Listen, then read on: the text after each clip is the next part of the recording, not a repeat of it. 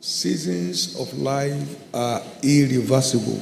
You can't be a youth twice. It's only once. There is no software to make you 20 twice. You are only 21. You are only 25 once. You are only 30 once. You are only 40 once. And you can't do anything about it. I can't do anything about it. Nobody can do anything about it. Nobody can do anything about it. Seasons of life are irreversible. So one should be sensitive to the times and the seasons of his life. There's a popular quote we have here by John Milton. As the morning shows the day, so the child shows the man. What will be tomorrow is not something that the prophet had to tell you. How you are living today will tell what awaits you tomorrow. A playboy today will be a playman tomorrow. A big-headed girl will be a proud woman tomorrow. Everybody sets the pace for his future in his youth. Everyone's future, you set the pace for it in your youth. You set the pace for it in your youth. So mind what you're engaging in this season is going to define what awaits you tomorrow. A serious-minded young man today will be a disciplined person tomorrow. And I will take him to anywhere. A wasteful youth today will be a wasteful youth, a wasteful elder tomorrow. And when the prodigal son wasted his resources, he began to be in want. So it's all about you taking responsibility early. A long time between now and when you're back for returning students. Long time. Long enough to make a man out of a child. Long enough to rewrite the story of anyone who chooses to. Long enough. It's also long enough for anyone to destroy his future. It's also long for anyone to destroy his future. So make your choice. One of my early visitations by the grace of God was Lamentation 3:27. It's good for a young man, that he bears his yoke in his youth. It's good for a man that he bears his yoke in his youth. I came across that in 1970. I was 16 years old. Praise God. Good for a young man to take responsibility, a man to take responsibility in his youth. Good for a young man.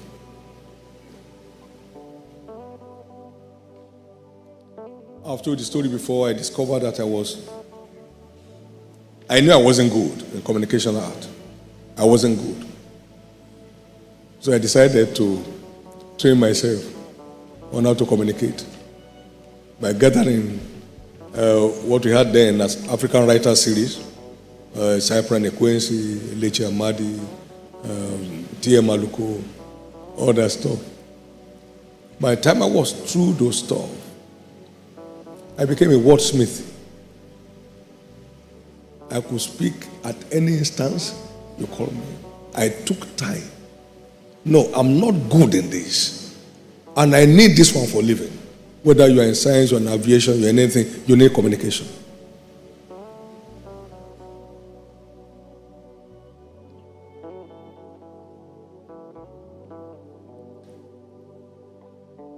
The teachers won't pay me that attention, but I pay myself that attention. Because I'm only one in this class. How will you now sit down with me and be telling me this is past tense, this is present tense? They expect me to know that a long time.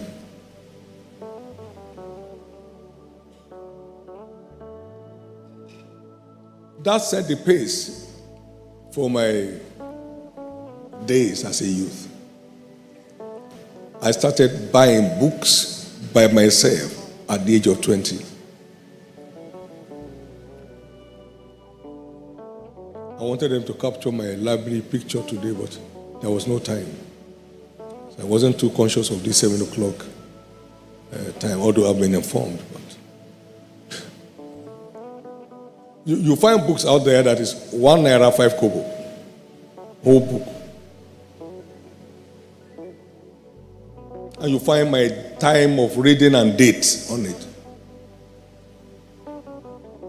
The director of ADC was discussing on our program.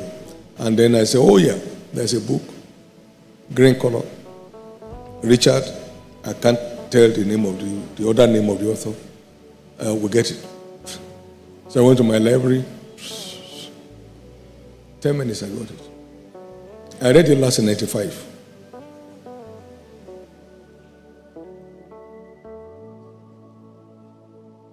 Nobody will ever emerge a leader without developing capacity. Nobody will ever emerge a successful, impactful leader in any field of endeavor without developing capacity through the process of structured learning. Structured learning. Structured learning.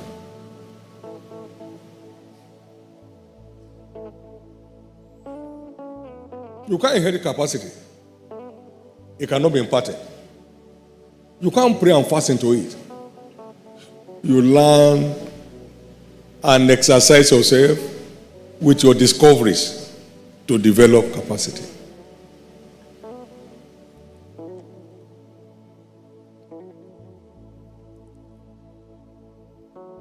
At a time, Nigerian rep in Security Council in the UN happened to be a member of our board here. And then we were in a board meeting. After we closed, he said, can I tell you something? You led this meeting tonight like Moon, Bank Moon will lead the council meeting. Developing capacity.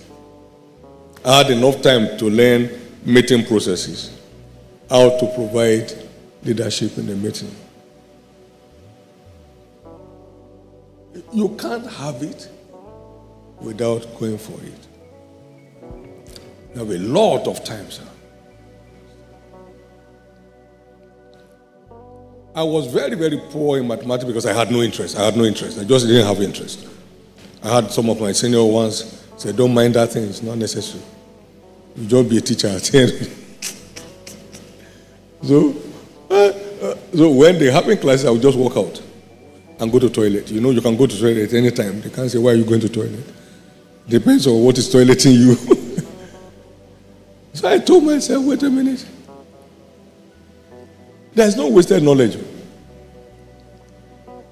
And so one of the young teachers said to me, you know, David, the same brain you need for biology is the same one you need for chemistry, the same one you need for history. It's his interest that makes the difference. That changed my perspective. So I settled down for a midterm break. So I jumped from the back to the front. Straight. 2 days. You have enough time to change your course. Instead of whiling away your time and roaming about the street and saying, I don't even know what to do. You don't know what to do with all that's awaiting you in life. Do you have a vision? How are you investing towards that vision? These are not things by chance. They are things you must wake up to. If anybody is thinking of just emerge a leader tomorrow, you are wasting your time. It's like they say here, wishes are not horses. If wishes were horses, beggars will ride. Now, take us through this for a few minutes that we have. Nurturing the leadership potential in you. Remember our threefold mandate as a university.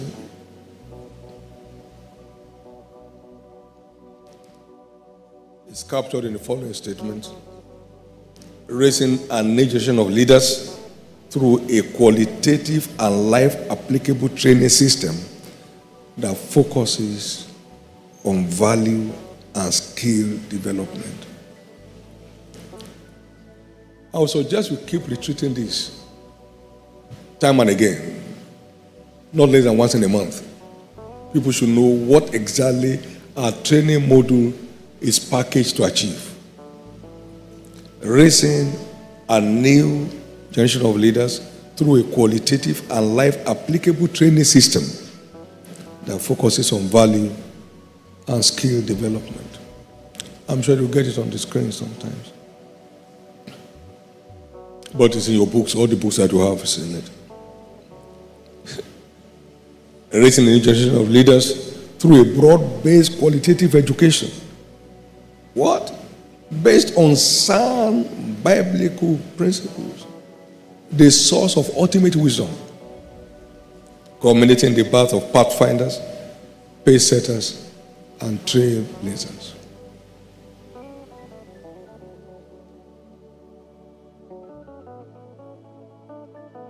So we have unapologetic reverence for the word. The word forms the basis of our qualitative training system. You have to embrace that alone to understand what we are doing. And thirdly, is raising a new generation of leaders who shall redeem the battered image of the black race and restore her lost glory as this trained army of reformers begin to build the old ways, repair the wasted cities, and raise the desolation of many generations. So you are being trained to emerge a reformer. A reformer. By being first transformed, then you can go forth and become a reformer of others.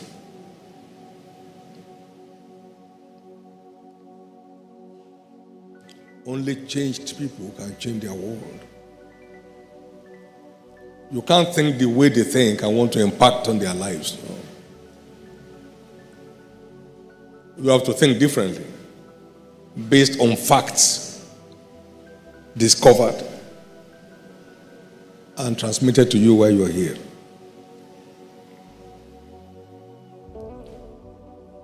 Leadership is an art and not a myth. If somebody is born a leader, there's nothing like that.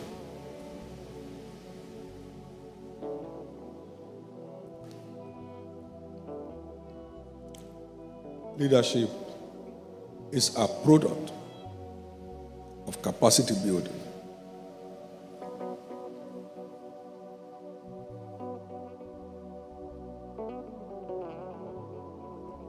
We can develop our leadership potentials by engaging the following 4 platforms.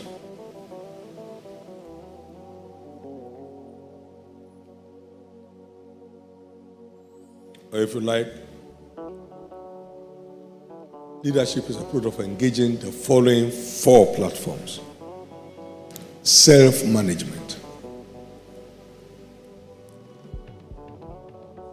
1 Corinthians 6:12, all things are lawful for me, but not all things are profitable. All things are lawful for me, but I will not be brought under the power of any that will make living unprofitable for me.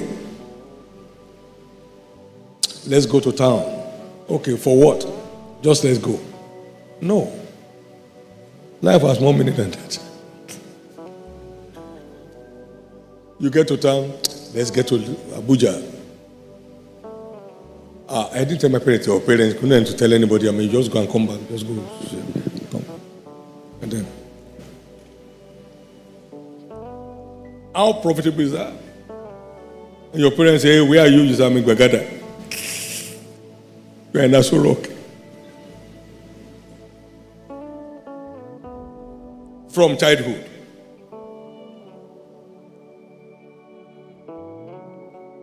My grandmother would say, the one who will not sit down today will not become a master tomorrow. Until Jokoloni, Konijo Galola, sit down. When a child faces in school, sit up. Not run around. Sit up.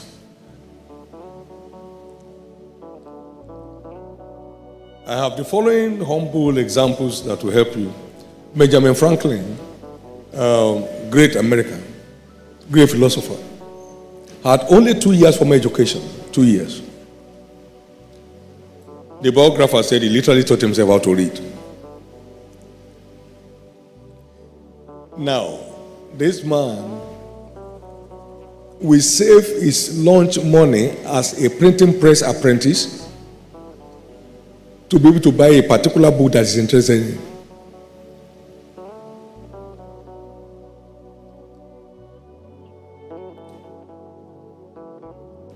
Benjamin, by investing on himself, became one of the foremost American philosophers. He single-handedly negotiated the French government support for the revolution, which was the only way they won the battle. I saw their film sometimes in one of those television programs on the 4th of July when they were celebrating their independence. The founding fathers were all there. They were putting their names and all that stuff and showing their pictures. A stark illiterate by efficient self-management. Efficient self-management.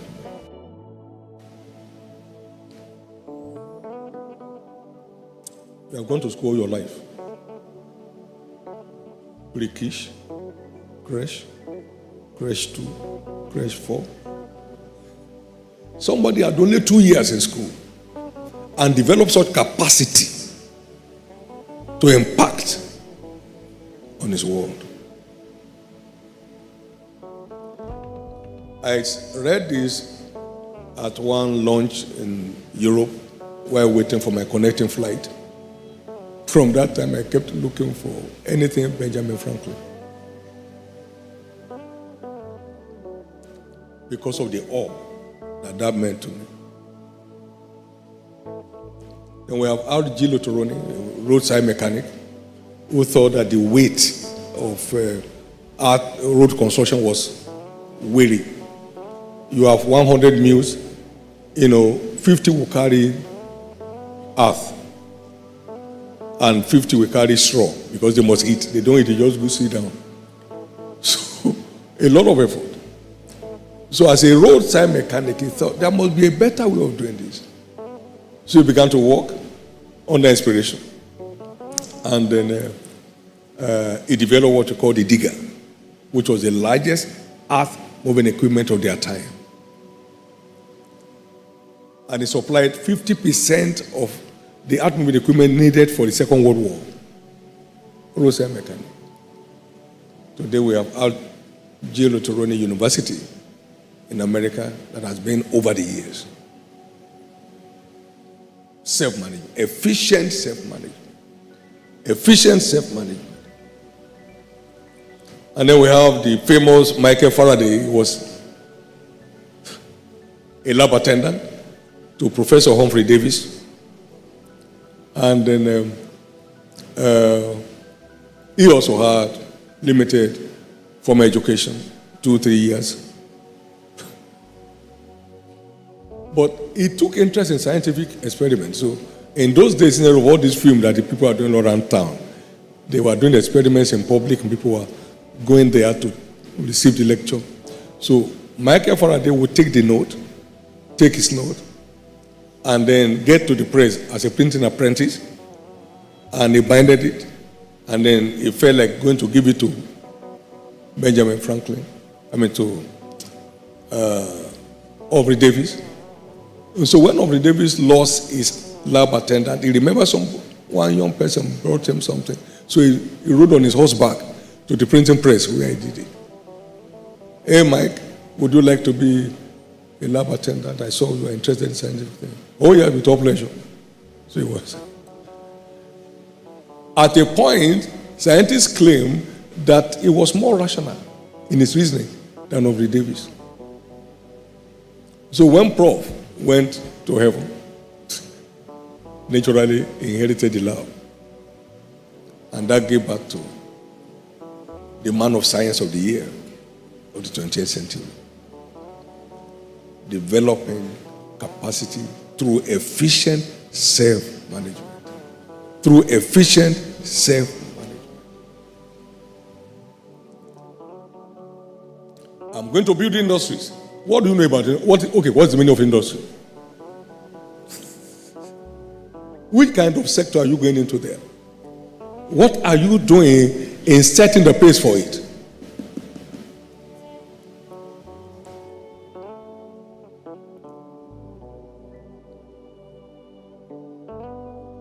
Self-management is all about setting order over one's life. Order. You are going again.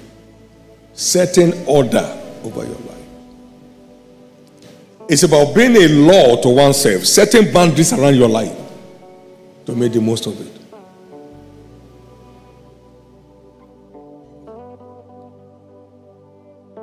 It's about being able to separate between the lawful and the expedient. There's nothing wrong in going to greet somebody who just gave birth to a child, but what is your going to add there?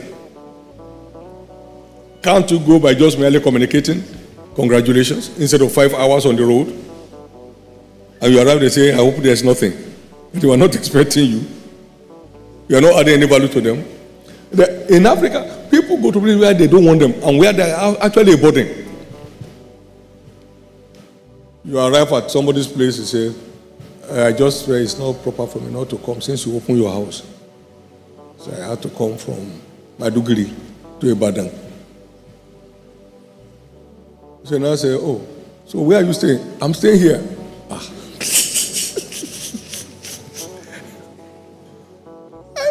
Why go to where you are tolerated? Why?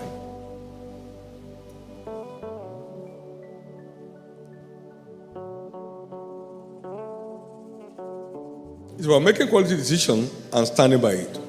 Quality decision and standing by it.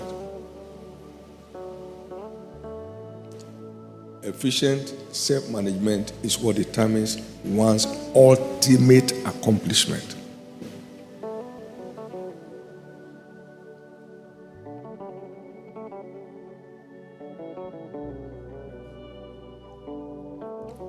I've been a student of church growth since 85. Since 85. An ardent student.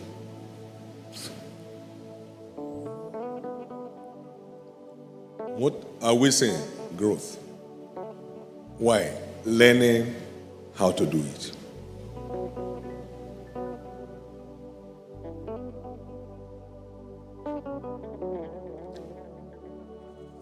My other knowledge platforms won't deliver it because it's not in line.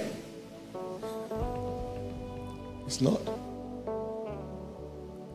One of my sons is in charge of our small estate, and he did computer science. I will come to see you and find out whether they can convert it to civil engineering.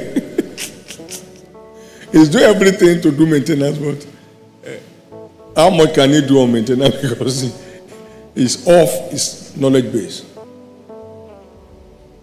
And he has not gone ahead to acquire that relevant knowledge. So it's common sense we're going to be using for that. And that can destroy many things.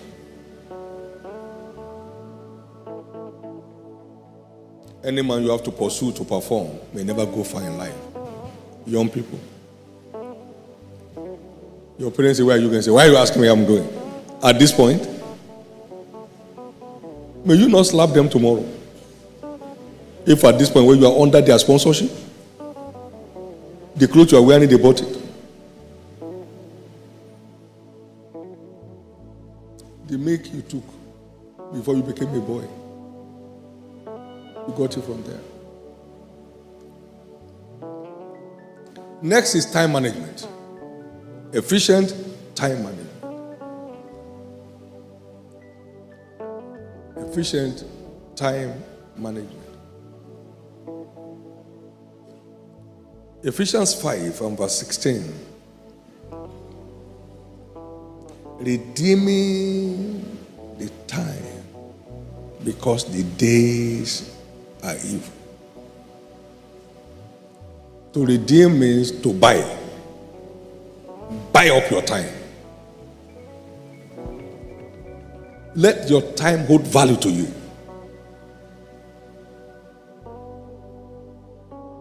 Otherwise, evil will creep in.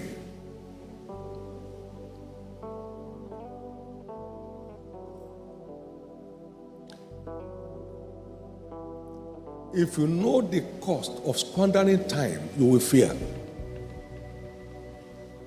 At the time when kings go to war, David was at home.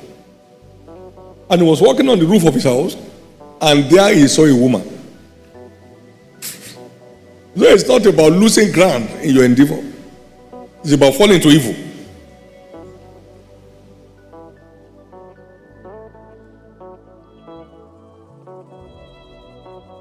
It's about evil thoughts, evil insinuations, evil wishes.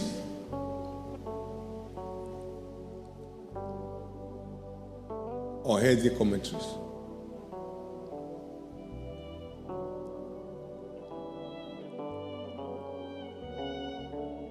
Colossians 4:5.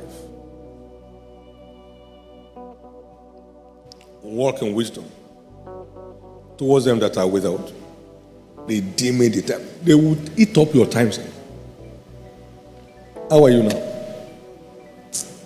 As your father, your mother, your brother, that your sister that I spoke to 20 years ago, where is she now? He's not looking for what to say, looking for what to say. There are people who just are there to help rubbish your time. You don't have value for it, you lose out.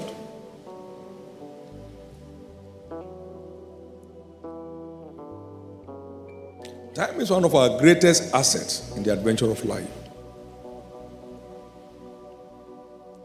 Shakespeare said, I wasted time, and now time doth waste me. He looked at all that he would have done with his time, but somehow, he saw a lot of it wasted.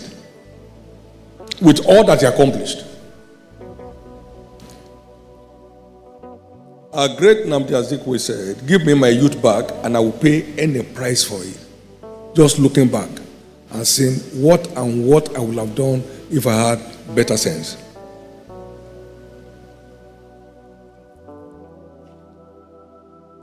Quality time investors usually end up as newsmakers. Invest time. Don't look for the easy way out. You live a crooked life by doing that. All smart time investors, more often than not, end up as stars in their fields of endeavors.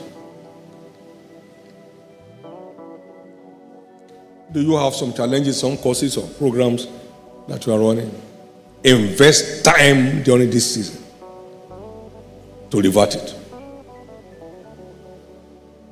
Sit down with your mate who knows better. There's no shame in knowledge.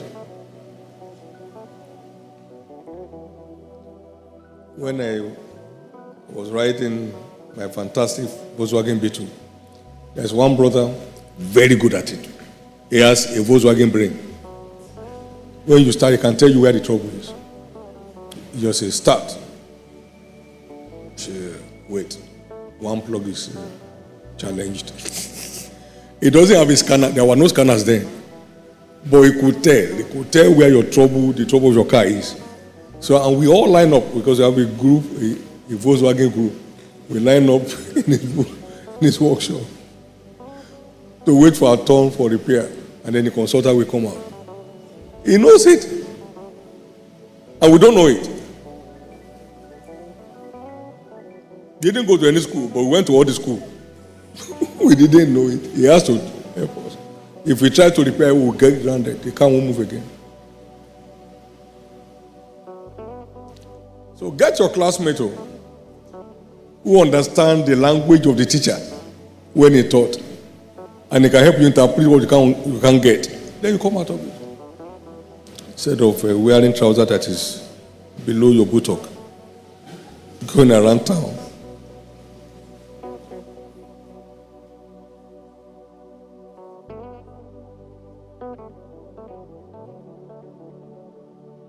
Those who make news hardly have time to watch them. Their time is invested making the news for others to watch.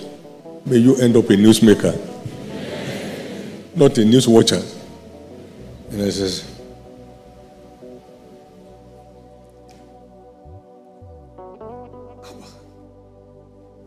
Okay, what is he adding to you? Nothing.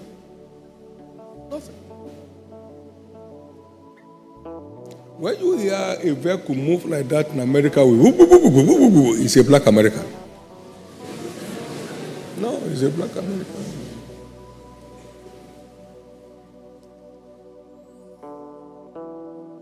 Value system upside down. The noise is shaking the whole street. Oh, for what? Are you advertising anything? No. And now today you have all the media, social, anti-social. You have all of them. You can be busy 25 hours a day watching nonsense that's adding no value. But that's not you. That's not where you're coming from. Sir, giants give birth to giants. If you end up here as a mediocre, you are not here. You better connect. Those core values are not laws to keep you as a student. They are values to give your life meaning. Interestingly, time is an asset of equality. Why some invest it, others simply squander it. You won't squander your time.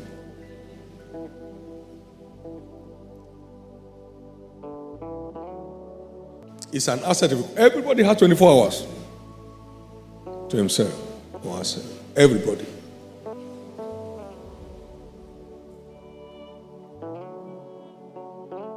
Can I tell you something that may shock you? I've been here since '89. There are few places we mentioned in Lagos that I know how to get there. Very few. Do I know where Surulere is? I don't. I know where Bagada is? I don't. Because that's not what I came for.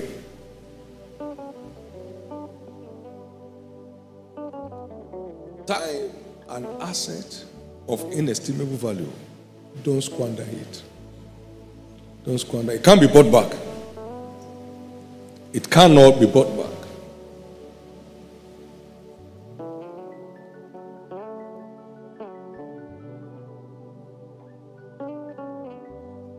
There's a story of two high school boys. I've shared that here before.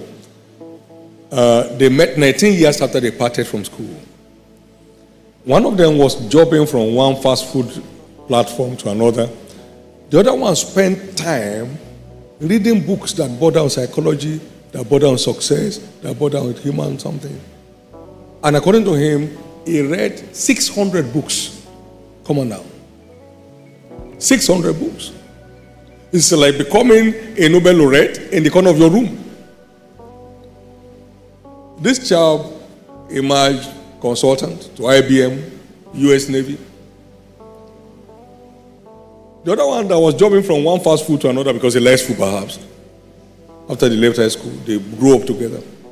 It was worth $7.50 an hour. The other young man who has invested his time in developing himself was worth $200,000 an hour. $200,000 an hour. Real life story. Real life story.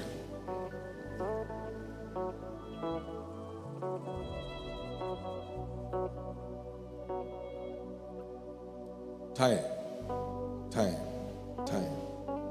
An asset of inestimable value. Now, task management.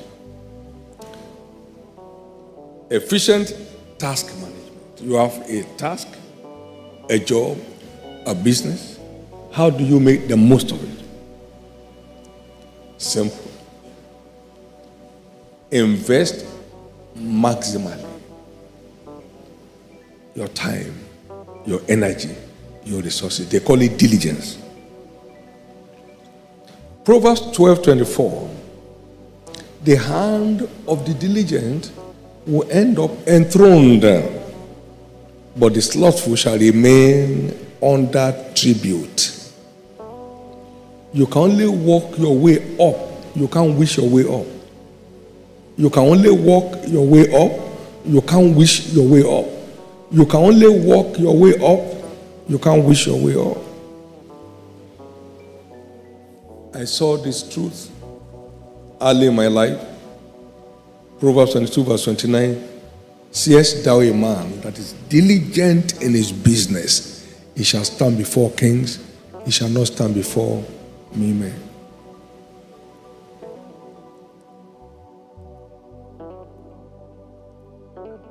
You can't make the most of any business you won't face. You won't face your business today, you'll be faced out tomorrow.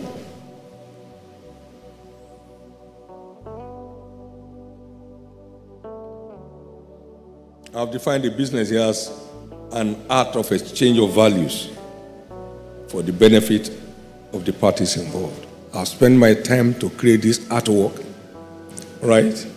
And you like this artwork, you pay your money to pay for my time and my skill.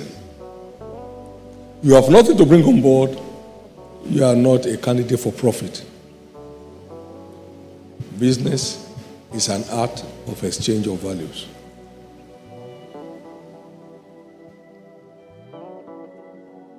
A business also implies an activity that one engages in for the purpose of profit making. That's the purpose. A business you don't face tomorrow, today will be faced out tomorrow. Conclusion: resource management. Efficient resource management.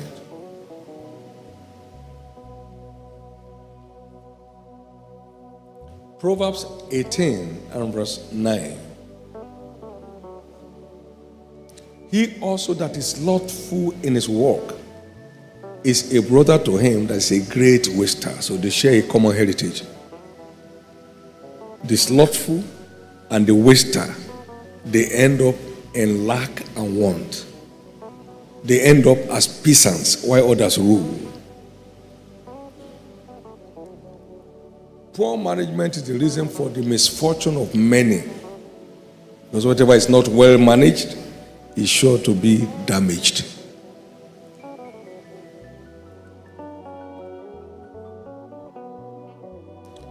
You are going into a world of never enough.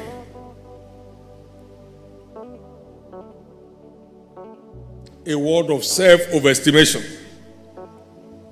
where the house you want to live in is more than your income per annum. Somebody helped you to pay for it, but when the year ends, how do you pay? And you have already settled as a young man that is not married in a 3-bedroom house, doing what? Now it's time to pay, you start going around. May you not find drug that you want to go and sell.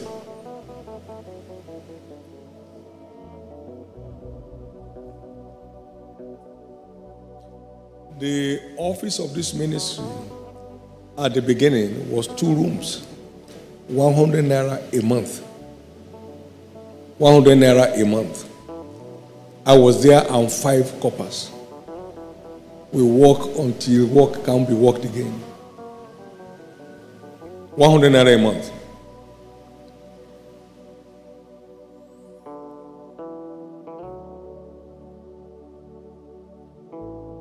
But that's not where we are now. Beware of eating up your tomorrow by trying to be somebody else.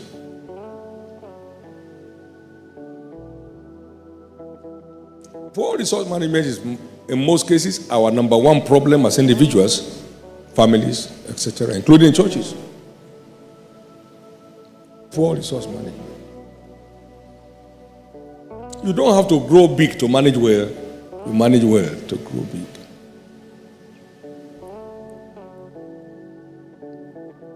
I was on 300 naira a month as president and founder of our mission. My wife was on 140 naira a month as executive secretary to the president. We're having a nice time. We never borrowed. We ate at our level. We slept at our level of sleep. But that's not what it is today.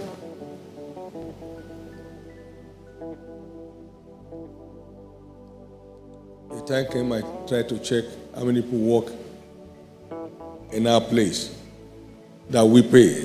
It's quite some number. We didn't have that number 3 years in ministry.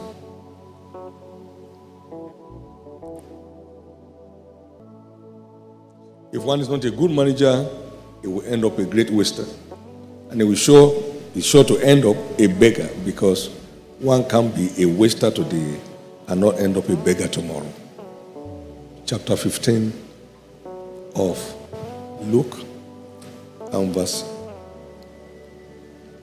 14 and 15. And when he had spent all, there arose a great famine in that land, and he began to be in want. Now go back to verse 13, verse 14, please. And not many days, and when he had spent, and not many days after, the young son gathered all together and took his journey into a far country, and there wasted his substance with riotous living. Was on a riot against himself. Riotous living. Big guy. He wasted his resources and began to be in want.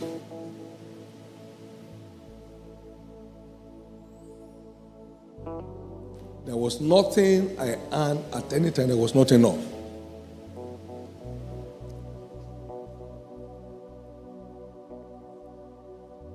Because I know what I have, not my taste. What we had was to define our taste, not our taste define what we have.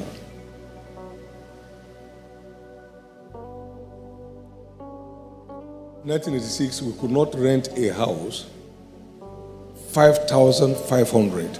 No. The budget ceiling is 5,000. Take it away. If you don't want, go and get one that is below 5,000. Let's have change back.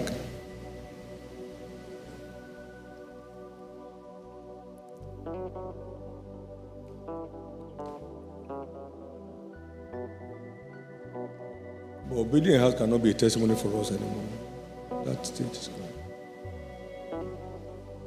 Take it easy. Someone has said you are not a failure until you look for who to blame for it. So stop looking for who to blame. What will your parents have done or your guardians that they have not done by sending you here and keeping you here? They are all waiting outside to carry you now. What a privilege you have. We have blamed everyone enough. I believe it's time we are awake to take responsibility. Destiny is a non-transferable responsibility. You either face it or you are phased out. Your parents can attend classes for you. They can't do projects for you.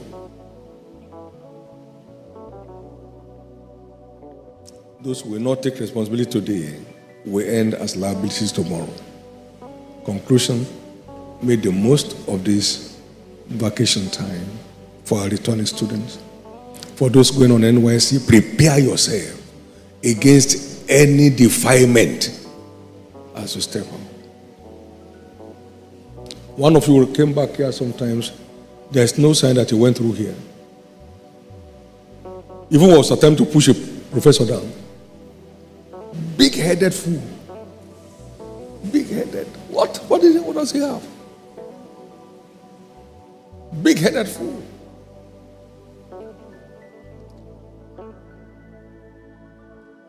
Nothing from here went to him. Nothing. Nothing.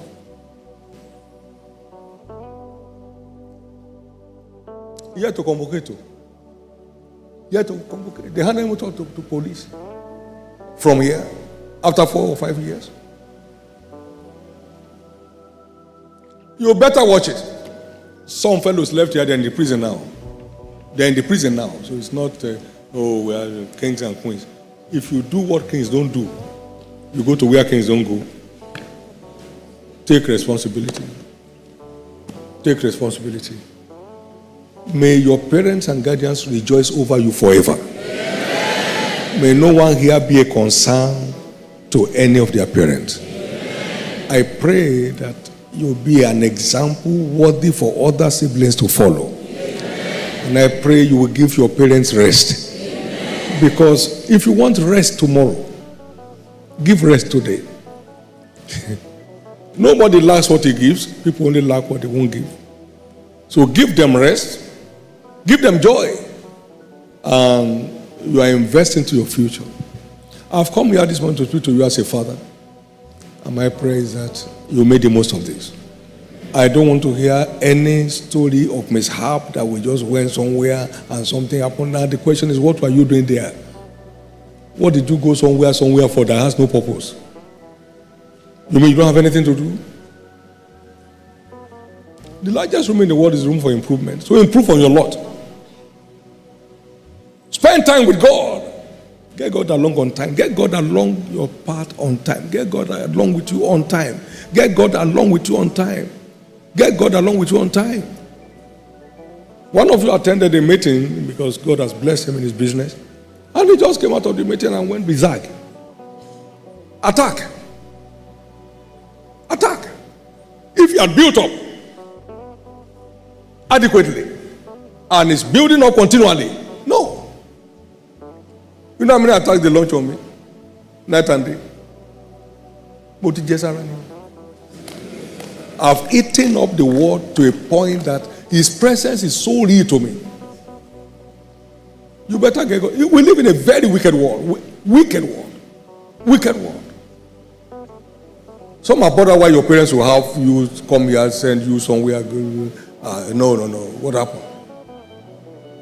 The only guaranteed cover is Jesus. The only guaranteed cover is Jesus. So we have youth events going on at this time. Plug in. My friend, if you want to volunteer to serve Jesus, I will take you. Get you on the field. Get you fortified. Return spiritually matured. So instead of wasting your life not knowing what to do, life is so fulfilling. Life is so enriching. My old man asked me one time, he said, "What are you doing on this vacation?" I said, I'm going preaching. You're preaching? I said, "Yes, that's what we eat." And we all ate it before he died.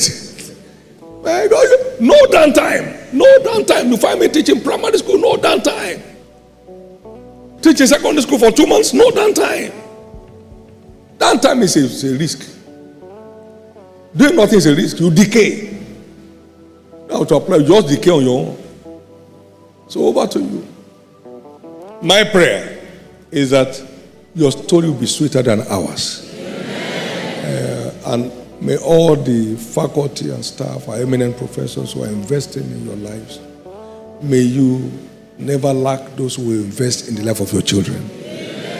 And may you reap the fruit of your labor. And I pray for you, if anybody's family is challenged, before you get home, there'll be a miracle.